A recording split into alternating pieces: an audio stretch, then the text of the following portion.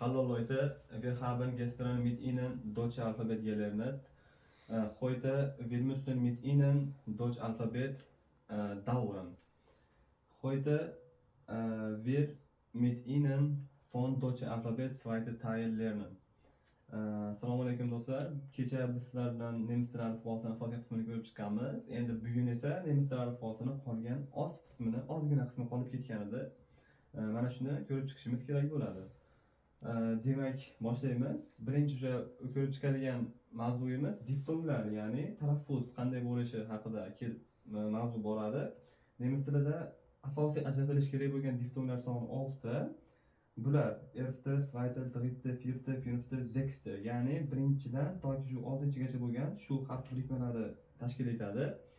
Birinchi harf birikmamiz, ya'ni diftongimiz harf birikmasi A bilan U unlilar kelganda farqlanadi. A bilan U unli kelganda yozib qo'yganmiz A bilan U, ya'ni o'zgarmaydi, hech qanday o'zgarishga uchramas ekan birinchi A bilan U kelganda, xuddi shunday talaffuz qilinaveradi. Masalan, bitta so'zni ko'rib ketamiz. Bu kaufen so'zi, ya'ni kaufen degani sotib olmoq degan ma'noni beradi nemis tilida. Das Wort bedeutet auf Uzbekisch sotib olmoq. Sotib olmoq degan ma'noni beradi. Aynan shu so'z tarkibidagi A bilan U unlilar harf birikmalari diftonga o'zgarishsiz mana shunday holatda talaffuz etilaveradi. Endi ikkinchi, ya'ni zweite difton, bu E bilan I unlilar birga kelganda bo'ladi. E bilan I unlilar birga kelganda A hamda I holatiga o'zgarib ketadi. Ya'ni bu o'zgarishga uchrar ekan. Bu ikkinchi unli diftongimiz o'zgarishga uchrar ekan. Bu ya'ni mana bu mayni so'zini tarkibiga keladigan bo'lsak, main bo'lmaydi. Mana bu yozilishiga qarab turib mana shunday aytmasligimiz kerak baribir. Qanday bo'ladi? Mayna bo'ladi. Mana bu I so'zi E'dan keyingi mana bu E to'laqonli A ga aylanadi. Mana bu I harfi bo'lsa yengil yumshoq Y ga aylanadi. Ya'ni mayna bo'ladi. Mayna. Bu degan bu so'zning ma'nosi mening degan ma'noni beradi. Masalan, meine Buch, meine Marke, meine Kugelschreiber, masalan bu mening ruchkam degani. Bu mening degan ma'no beradi. Meine eslab qolamiz, meine. Endi uchinchi diftongimiz wir haben jetzt dritte diftong, ya'ni bizda hozir bor uchinchi diftongimiz E bilan U unlilar birga kelganda bo'ladi. Bunda qanday aytamiz? Oy ko'rinishida, masalan, oy emas, oy yengilgina O sifatida, dimog'dan oy sifatida chiqarishimiz kerak. Mana shuni, bu ham o'zgarishga uchrab ketadi. Mana bu so'zda ko'rib chiqamiz heute, heute emas yoki heute emas, buni talaffuz qilinishida heute eslab qolamiz. Heute bu oni yengilgina O sifatida aytib o'tib ketishimiz kerak. Heute bo'ladi. Ya'ni bu so'zning ma'nosi belgilab olsak o'zimiz uchun foydali bo'ladi albatta. Heute so'zining ma'nosi bugun degan ma'noni beradi. Talaffuzi heute bo'ladi. Endi jetzt wir müssen mit Ihnen vierte Diphthong lernen. Ya'ni hozir biz sizlar bilan 4-diftongni o'rganishimiz kerak. Bu A bilan I harflari kelgan paytida bunda ham o'zgarish bo'lmaydi deyarli. Mana shunday yozilib, mana shunday deyarli shunday aytiladi, faqat mana bu A harfi o'zgarmaydi, albatta talaffuz qilinadi, lekin mana bu oxirida I harfimiz ozgina o'zgarishga uchraydi. Mana bu so'z mai emas, may bo'ladi, may. Yengil tarzda o'sha oyni, may oyini ifodalamoqchi, may sifatida aytiladi. Mai, endi rosa I emas, yengil may sifatida. Masalan, heute ist dritte Mai bo'ladigan bo'lsak, bugun 3-may degan ma'noni beradi.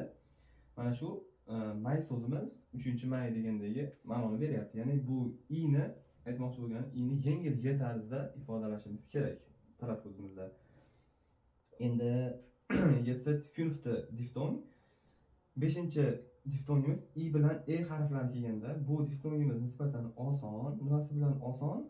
Eslab qolamiz, i'dan keyin E harfi kelsa, deyarli ko'p holatlarda, deyarli hamma joyda i'dan keyin kelgan E harfi hech qachon talaffuz qilinmaydi. Masalan, mana bu I. Eslab qolaman, mana bu qanday talaffuz qilinadi shunda? I aytilmas ekan. S qanday talaffuz qilinishini wir haben gestern mit Ihnen gelernt. Ya'ni biz kecha buni siz bilan o'rgandik. Ya'ni S ni qanday talaffuz qilinishini Z tarzda talaffuz qilinadi deb aytib o'tdik. Demak, buni talaffuzi Z bo'ladi. Ya'ni CE yoki ZE bo'lmasdan Z bo'ladi. Aytib o'tdik, E tushib qoladi. S Z ga aylanishni kecha o'rgangandik. Ya'ni buni talaffuzi Z bo'ladi. Bu ma'nosi u degan ma'noni berishi mumkin yoki ular degan ma'noni berishi mumkin. Endi buni bundan keyin keladigan verbga qarab ajratib olamiz. Buni keyingi darslarda o'rganamiz sizlar bilan birgalikda.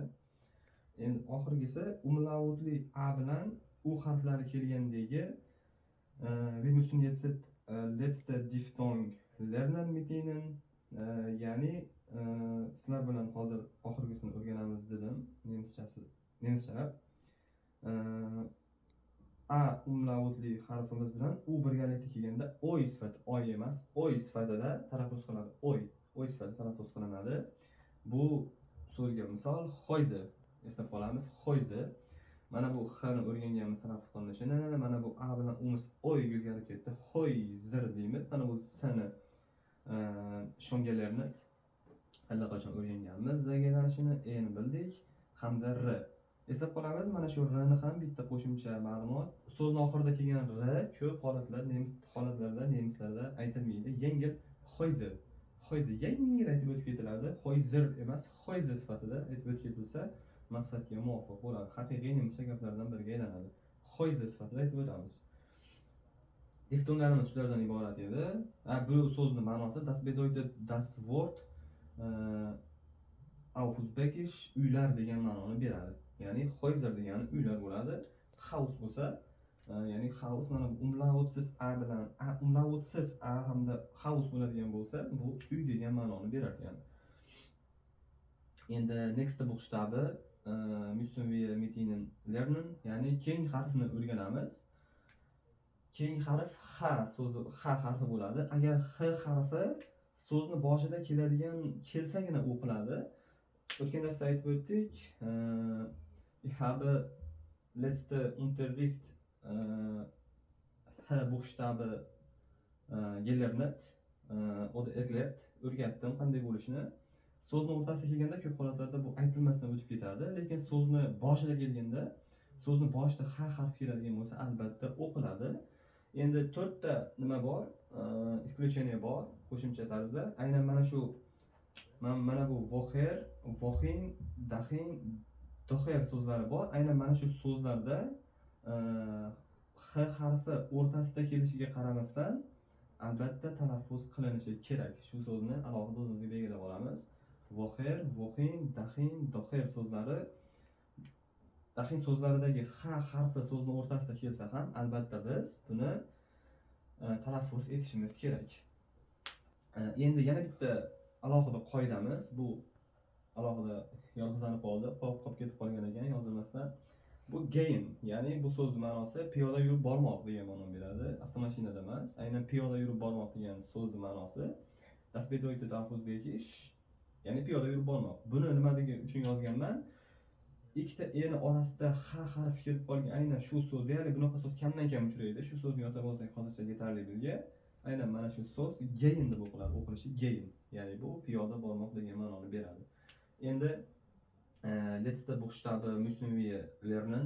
Oxirgi harfni biz o'rganishimiz kerak. Bu e harfi hisoblanadi. E harfi so'zni oxirida va en, ya'ni moq bo'lib kelganda aytilmaydi degan qoida bor. Bu qanday bo'ladi?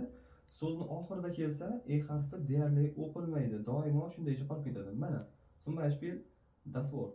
Bu so'z zi, ya'ni aytib o'tdik, oxirida kelgan e harfi aytilmaydi, shunchaki qolib ketaveradi.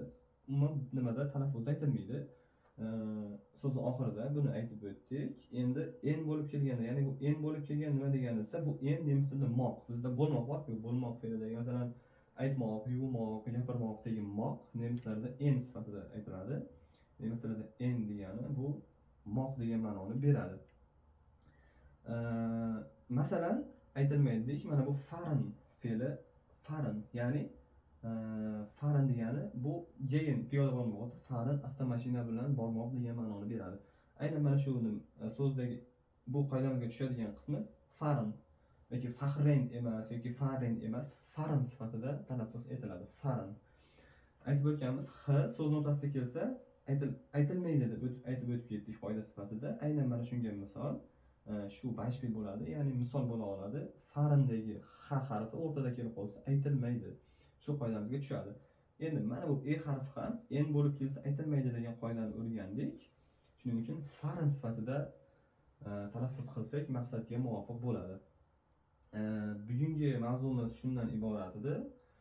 Xato kamchiliklar uchun uzr so'raymiz. Albatta keyingi darslarda Xudo xohlasa bular o'rni to'ldirilib, mustahkamlanib boraveradi. Agarda savollar, murojaatlar bo'ladigan bo'lsa, bemalol kommentariyada yozishingiz mumkin. Wenn Sie eine Idee haben, schreiben Sie bitte in Kommentare. Auf Wiedersehen. Bis